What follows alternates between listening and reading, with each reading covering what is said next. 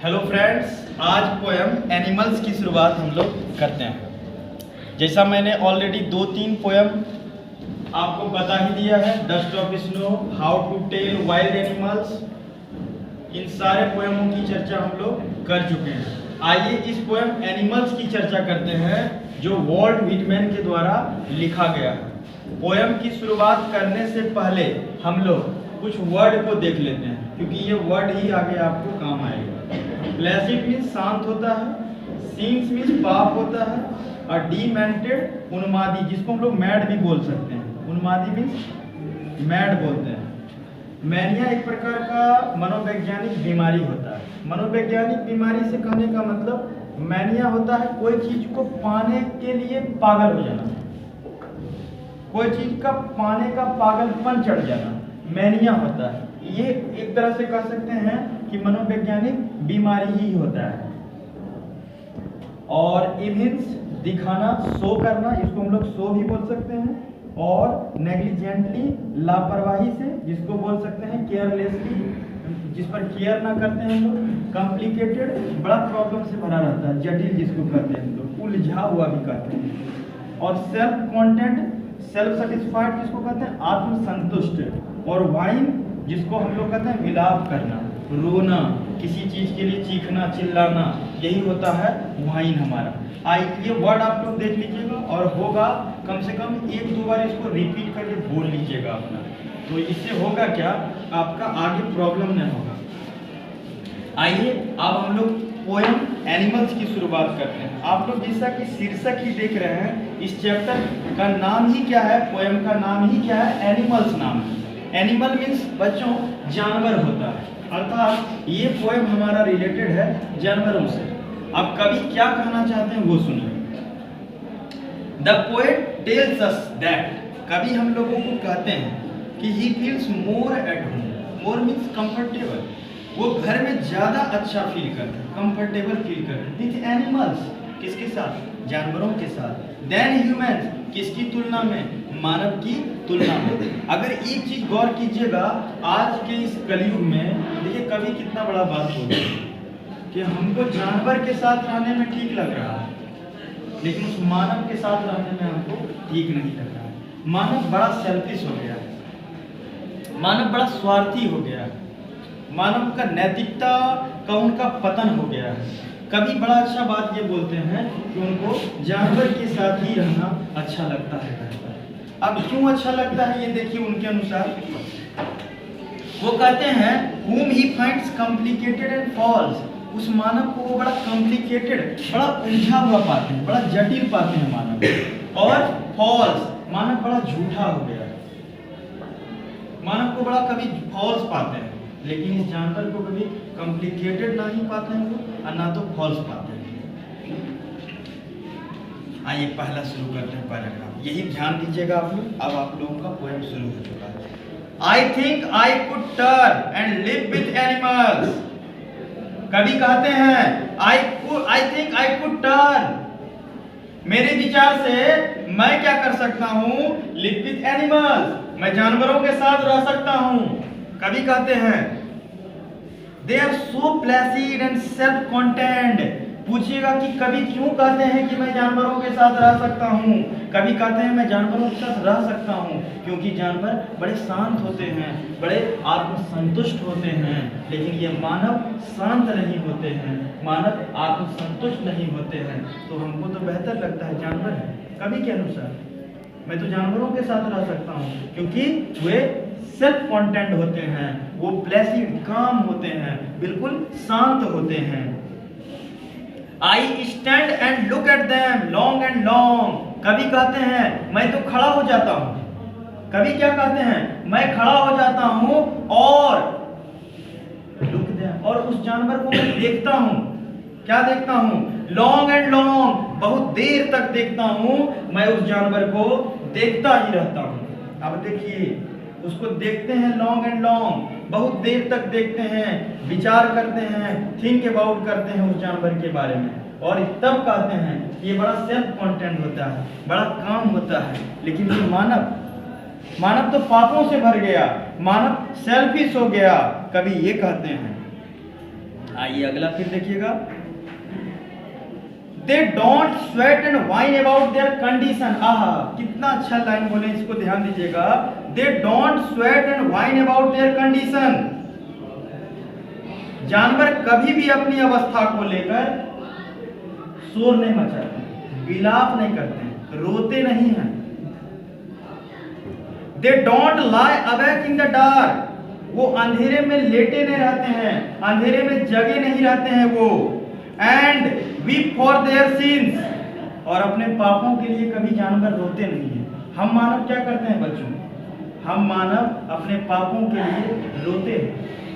हम लोग तो उस अंधेरे में जग कर विलाप करते हैं, उस अंधेरे में जगे पड़े रहते हैं। ये जानवर उस तरह से लेटा नहीं रहता है। ये जानवर कभी भी अपनी स्थिति को लेकर विलाप नहीं करता है। ये जानवर कभी भी अपनी स्थिति को लेकर रोता नहीं है। ये मानव आज पापों से भर गया है, और जब पाप की गठरी भर जाती है तब मानव उसी पाप के लिए विलाप करता है, उसी पाप पर पश्चाताप करता है, उसी पाप पर रोता है।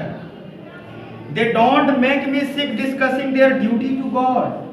ये जानवर मुझे तंग नहीं करते हैं, ये जानवर मुझे बीमार नहीं कर देते हैं हमेशा डिस्कस करके कि मेरा ईश्वर के प्रति क्या कर्तव्य था, मेरा ईश्वर के प्रति ये कर्तव्य था, मेरा ईश्वर के प्रति वो कर्तव्य था। इस तरह से जानवर कभी डिस्कस करके मुझे सीख नहीं करते हैं। लेकिन ये मानव तो अपने कर्तव्यों का ढिंढोरा पीट पीट कर मानो मुझे सीख कर देता है। लेकिन ये जानवर नहीं करते। इसलिए I feel more at home with animals than human. मुझे मानव से ज्यादा बेहतर वो एनिमल्स लग रहा है जिसके साथ मैं घर में रह सकता हूँ, इस मानव के साथ नहीं रह सकता। Not one is dissatisfied. कितना बहुत बड़ा बात इसमें बोल रहे हैं वो। नॉट वन इज डिससेटिस्फाइड, एक भी असंतुष्ट नहीं है। Not one is demented with the mania of owning things. देखिएगा, मानव चीजों को पाने के लिए पागल है, मानव वस्तु को पाने के पीछे पागल बना हुआ है। लेकिन यहाँ जानवर के बारे में क्या कहते हैं? नॉट वन इज डिससेटिस्फाइड, एक भी जानवर असंतुष्ट नहीं है। दूसरा, नॉट वन इज डिमेंटेड, और ना तो कोई जानवर डिमेंट करता है, ना तो कोई जानवर उन्मादी होता है, ना तो कोई जानवर पागल होता है। किस चीज के लिए? चीजों को पाने के प्रति। ये मानव को देखिए जरा, चीजों को पाने के प्रति वो डिमेंटेड हो जाता है, वो उन्मादी हो जाता है कि कैसे ये चीज मुझे प्राप्त हो जाए। अगला पैराग्राफ देखते हैं। Not one needs to another. कोई भी एक दूसरे के सामने झुकता नहीं है। नील में घुटने टेकना, झुक जाना, घुटने नहीं टेकता है। Not to his kind that lived thousands of year ago. और उसकी अपनी जाति के जितना कितना कहता है? थाउजेंड्स ऑफ ईयर एगो, जो हजारों साल पहले रहे हो, कभी भी उसके सामने वो क्या करता है? घुटने नहीं टेकता है। उसके कितने भी उसके प्रकार के जाति के जो हजारों साल पहले थे, उसके सामने कभी वो घुटने नहीं टेकता। हम लोग क्या करते हैं? चीजों को प्राप्त करने के लिए अपने मान सम्मान नैतिकता को खो देकर सब खो देते हैं।